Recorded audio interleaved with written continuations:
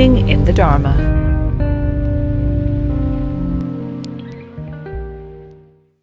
Hello, so my name is Subhdramati and I'm here to introduce a 6-week course on Not About Being Good, the book that I wrote.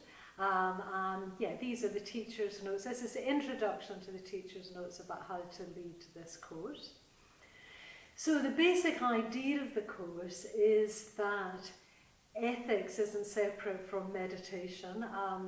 Many, if not most people, come to our centre to learn meditation. So what I want to show is that ethics isn't separate from that. But I also want to show that ethics isn't separate from wisdom either. The ethics, meditation, and wisdom, which we obviously speak of in terms of the threefold way, aren't just simply stacked one above the other, but they all interrelate with each other. So hopefully this course, in a sense, gives at least something of a complete path in itself, going right on to what we mean by Buddhist wisdom. Also in the course, the emphasis is very much on the fact that ethics is something people can practice in their day-to-day lives, in their city lives, in London here or wherever you're teaching the course. So it's based on Not About Being Good. And when I was writing Not About Being Good, what I was trying to do was just draw together lots of Bhante's teachings on ethics together into one place. And so he's got very substantial teachings on ethics in his commentary on the Vimalakirti Nirdesha, the Inconceivable Emancipation. And he's also got a substantial section, the section on guilt and so on, in Transforming Self and World. So I've drawn both of them into the book.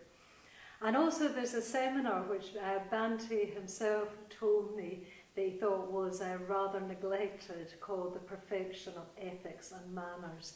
So I've drawn in quite a lot of material from that seminar into the book, Not About Being Good. So the other thing, of course, that I really wanted to do in the book, and hopefully that we can do in the course that you can do as you're teaching it, is really show that ethics isn't boring and moralistic, that it's something, that we can bring alive and in our teaching, but also more importantly in our lives. When we're teaching the course here at the London Buddhist Centre, we incorporate the cost of the book into the course so that every person gets a book as part of the course, and they get that in quite a ritualistic way, which I'll describe later. And I don't get any royalties for the books, of course. All the royalties just go straight into the London Buddhist Centre. So it's a 6-week course, and in the course we don't cover everything in the book. We don't cover it by any means. And also in the course I've added in a few things that are not in the book here and there. So it really emphasise, well, hopefully to you as the leader, and also to the participants, that you do read the book as well. The ethos of the book is that people actually practice the material in the week. So in a way, the course really happens in people's own lives, in their own home lives, their work lives.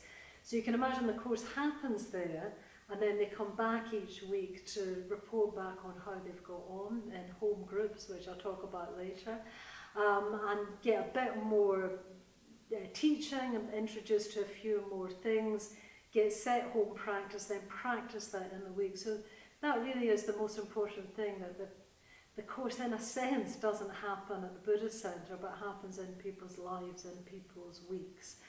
That's how it works. So each night has a home group, so this might differ depending on how many people you've got on your course. So I might teach it here at the London Buddhist Centre with 30 or 40 people. I'd break the class down into home groups of maybe 6 people each, and each of those home groups has got a facilitator. So I form a team. Really encourage you to do it. It's so good for the people on the team. Great way of giving people a bit of responsibility. In fact, more recently we've been drawing our team for a course such as this from our sub-25 group. So it's a great way of giving young people well, just that bit of responsibility of facilitating that group. So yeah, so you'd have a home group every week. You'd sort of decide in advance the sort of makeup of each group, you know, trying to get the balance of genders sort of equal if you can. Each group's got this facilitator. The main purpose of the group is that's where people report back on how they've got on in their practice of kindly speech, vegetarianism, whatever it is that the home practice has been. Another thing we've been doing, we learned this actually from Yanadara at the Dublin Centre, is getting each of the leaders of the groups to give their email address to the participants. So if somebody's not coming, then they email to say that they're not coming. So we found that it just really makes people much more conscious about coming, much more aware that they have an effect if they're not there, and so on. And yeah, we've noticed in our experience that it really helps retain the numbers on the course if you do that. Okay, so the basic format of each evening is we start off with a little mini meditation. Now, we don't teach meditation on this course. At the same time, it is suitable for brand new people. I've had people on the course that have just walked into the centre for the first time that night. That's fine. They don't have to know anything about meditation or Buddhism to come. But if they haven't learned meditation, you may need to direct them somewhere else at your centre to learn that. So start off with just a little mini meditation, 5 or 10 minutes. That just really helps them to settle and be able to listen, basically, if they've come from busy lives.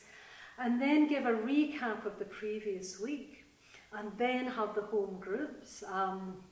Then have a cup of tea, of course, and then after tea, present the new material, set out what the home practice is.